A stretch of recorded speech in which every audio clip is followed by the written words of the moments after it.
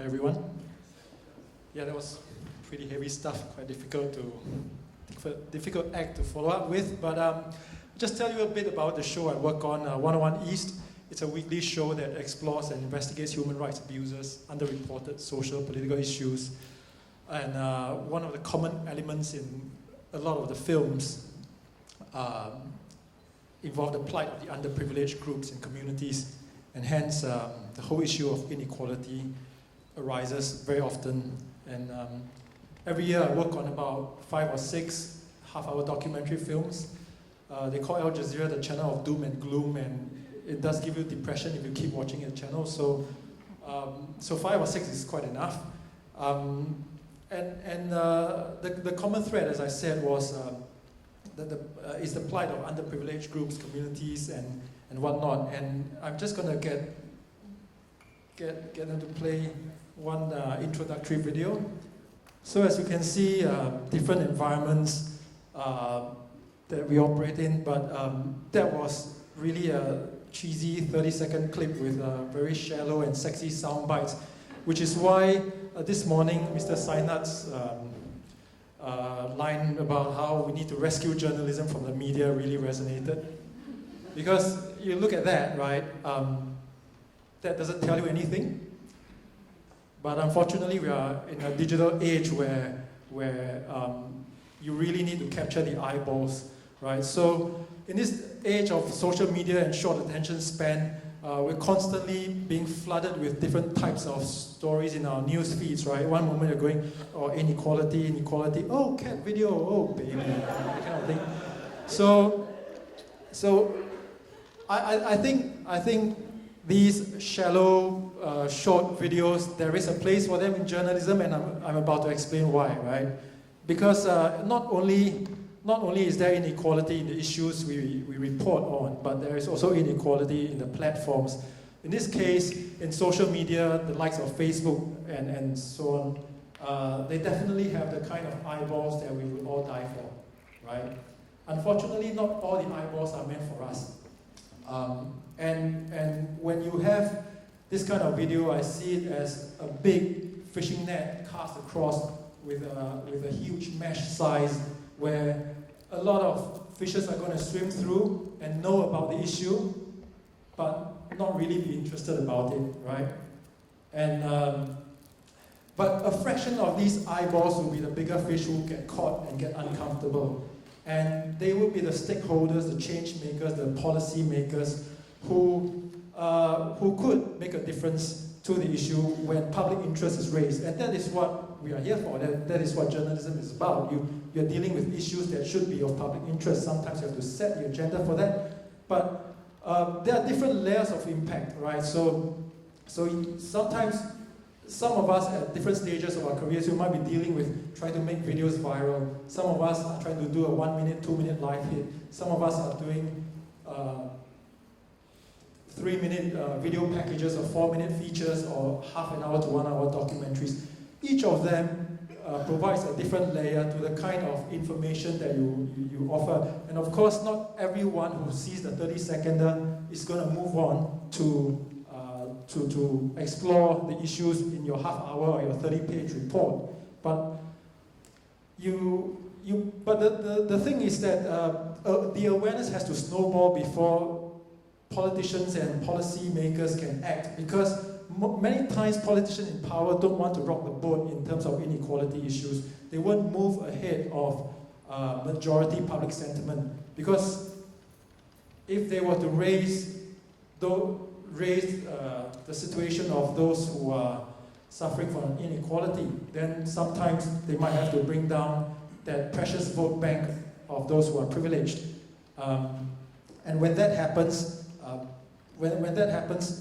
they will be compromised. So that's why politicians, a lot of times, they are only going to move when there is awareness and public interest gathered. And these kind of short videos, in truth, help to capture those eyeballs and help to, I think, get a certain amount of them who are actually change makers, and over the long run, be part of the policies that change. So because there are times when public sentiment is flawed. There can be a grave miscarriage of justice. It's not so long ago when women were not allowed to vote. So in this day and age of relentless news feeds, I guess the way to sort of meet the way to sort of meet where journalism is to create such items where it's catered for short attention span and grab your attention first, tease, and then expand on other platforms. Be there with the resource, with your 30-page report, with your half-hour, 1-hour reports, right? So with that, I'm just going to move on to the idea of inequality, unequal elements in stories, right? So there are a lot of times when we move into when we are in different stories, and it's interesting that I'm in the company of sociologists because sometimes equality is sometimes a social construct. Yes, there are parameters like your Gini coefficient and whatnot, but there are also perception. And in some places, the more money you have, the more equal the world seems to be, right?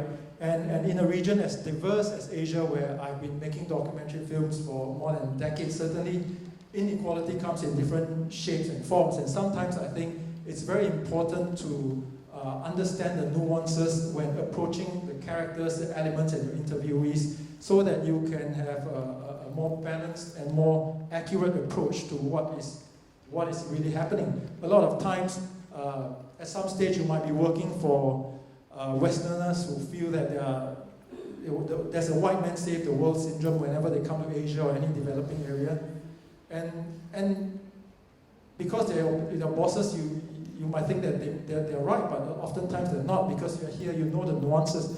I'm just going to give a very simple illustration and straightforward illustration I like to use, which is child labor, right? Because in child labor, it's very straightforward, right? Children should be in school, they shouldn't be laboring. So if they are doing one or both of them, then there's inequality. But I want to talk about myself for a bit, because my mother used to sell chicken rice in the school canteen, right? So I was in an environment where I had to help to clear the plates and sweep the floor and push in the chairs and everything. And I would talk to her about child labor. And I said, hey mom, child labor. And she's like, you go sweep the floor before I child labor you, right?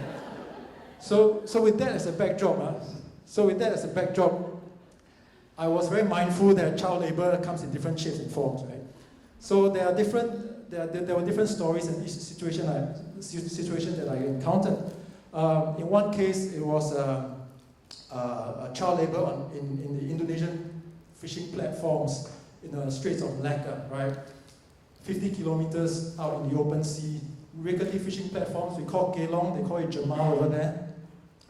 And these kids, they work there, hardly seeing dry land for months, and then they sleep maximum of 4 hours every day, sometimes 2 hours at a time, and they're always, pulling heavy weights, pulling up a fishing net with traditional winching mechanisms. That's so hard work, right? That sometimes their grip slips and the thing starts spinning, it hits them, they fall into the water, and people have drowned as a result. So that's pretty grim, right? So I was on one of these jamals with them, and I asked, why do you want to be here, right? Don't you have a choice? And he said, well, look, I'm gonna earn $3 a day here, and I earn $1 a day on dry land, right? And so, all right, I said, okay, well, that's pretty tough, but is it worth all that money? Why don't you just go to school? So if I earn this $3 a day here, after 1 year, I can afford to buy a bicycle for my sister, so she doesn't have to walk 3 hours to go to school. This kid's 13 years old, right? So I, with the righteousness in my heart, I went to the land, and then I went to his village. I found it. I found his parents. I found the official who falsified his documents and his age so that he can work on a fishing platform together with other kids. And I realized that, when you're poor, you don't have the options, you don't have the choices to make good decisions, like what Yu Yan talked about. And I think these are the nuances that we need to know, because sometimes we're looking for the smoking gun. In this case, why is the government official signing off papers for kids who are not 16 to be able to work in adult industries? And there they are saying that, well, I was really just trying to help. The mother was begging me, and the mother's like, yeah, I know, it's really helping us. So I think that the issues with child labor in this case is just a snapshot of many different issues of inequality. But at the same time, when you introduce the local situation and the nuances and all that, then you realize that the smoking gun is not always held by someone who is either black or white, right? There are different shades of gray.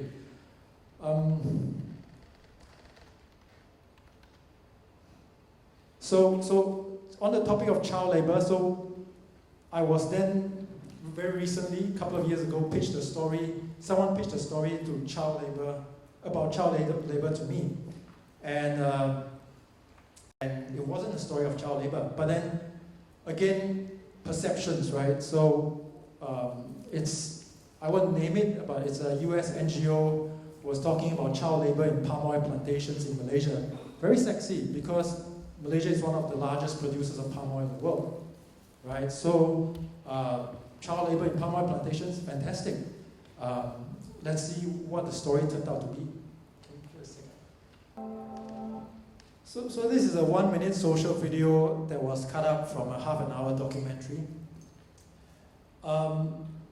So it was pitched to me as a child labor story, and I was like, okay, let's check it out, right? And it turned out that, child labor, as I mentioned earlier, there's like me helping my mom's chicken rice stall, and there's also the hazardous and really worst forms of child labor in the form of those kids on the Jamal.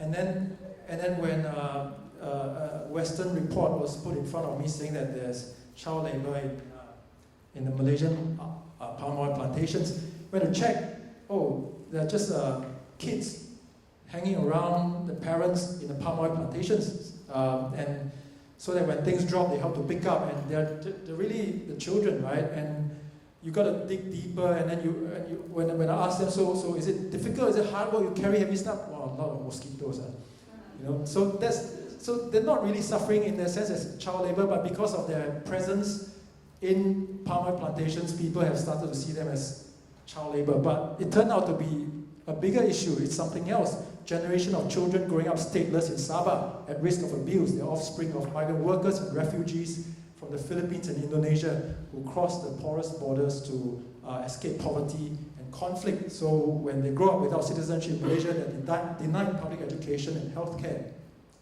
So this is one of those tales of statelessness that have been, they started in the 70s and went on for decades, but it's been retold so many times that it became tired.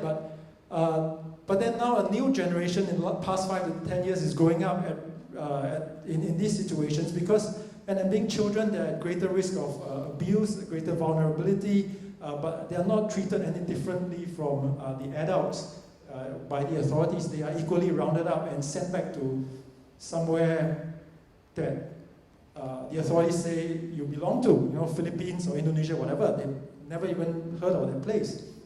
So once again, when we come to talking about the issues of inequality, I think very much it's very important to deal with the nuances involved and know what the story really is. And in this case, it's not child labor. It is a story about a generation of children growing up stateless. So that is a problem.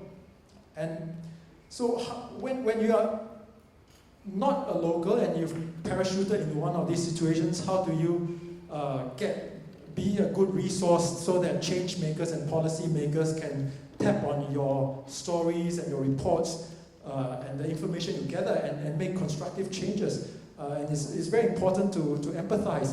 Can we just quickly play that one? So that wouldn't be the only time a father cried into my shoulder, right? I'm just going to finish up with my last example. was working on a story about ethnic Indian gangs in Malaysia, right? And the narrative given by the authorities, the police people in power, right, said, look at these ethnic Indians, 7% of the population, but make up 70% of wanted felons and gang members in the country. This is the story, right? Here's the press release.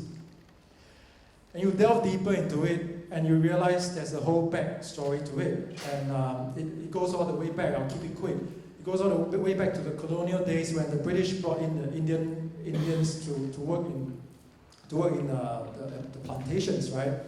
And over time, the plantations there was temples, there were schools, there were social support networks inside the plantations. And in the 70s and 80s onwards, they started to develop some of these plantations into urban centers and also change them into palm oil plantations and import into cheaper Indonesian workers to work in there. So the Indians got purged out of these plantations and became part of the urban poor, unskilled, with no network, nothing, no support, temples, schools, all gone.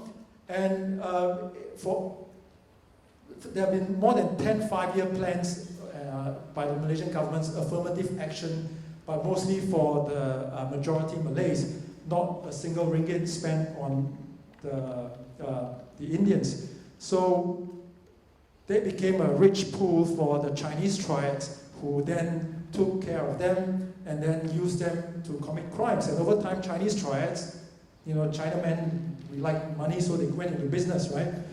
And the Indians then took over some of these gangs. Some of them becoming more vicious than the Chinese presidents. So as a result, today, the very policies that the government created that overlooked these people when they purged them out of the plantations have created a situation whereby they are now 70% of wanted felons in the country. So there is a whole backdrop to the statistics that you are thrown at, and a lot of times this is the narrative of the people in power, and in order to really get to the guts of it, you have to understand that there are unequal elements, and you just delve into it and really understand that what are the nuances and various layers you need to look at before you just accept what is told to you. And so at the end of the day, all these things will not gather the interest of just by just being there as a resource, as a half-hour report or as a 30-page report. They have to get the attention of where the eyeballs currently are, and that's where the social media is where they are now. So it is not a mutually exclusive scene. We can always get the interest of people with those cheesy 30-second clips that I played at the start, and then have the resources and platforms ready to engage when change makers move in to make that change, and then you can be part of that. Thanks very much.